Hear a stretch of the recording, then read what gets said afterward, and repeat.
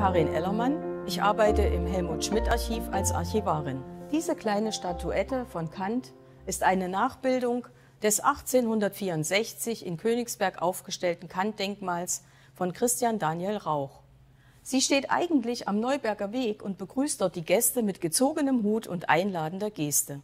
Die Schmidts kauften sie 1989 für 5.000 Mark von dem Bildhauer Harald Hake, der sie im Auftrag von der Gräfin Dönhoff angefertigt hatte. Die Familie Dönhoff versteckte vor den heranrückenden Sowjetsoldaten das Original-Kant-Denkmal auf ihrem Gut, doch es konnte nach dem Zweiten Weltkrieg nicht wieder aufgefunden werden. Nach der Wende fühlte sich die Gräfin bewogen, einen Ersatz zu beschaffen. Sie sammelte Spenden und 1992 konnte vor der Universität in Kaliningrad ein neues Kant-Denkmal aufgestellt werden.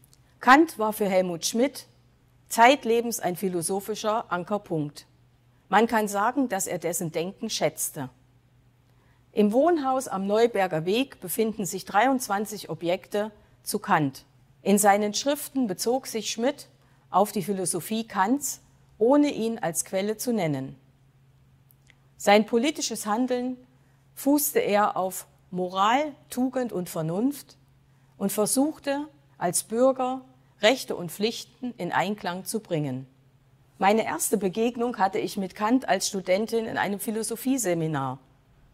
Doch über das allgemeine Verständnis kam ich damals nicht hinaus. Das änderte sich, als ich später im Goethe- und Schiller-Archiv ein Originalmanuskript von Kant zum ewigen Frieden in den Händen hielt. Ich beschäftigte mich erneut mit dem Werk und dem Leben von Kant. Kant, dessen Zeitgenossen sich gerade die Welt untertan machten, kam über Königsberg nicht hinaus. Sein Denken aber sprengte Raum und Zeit.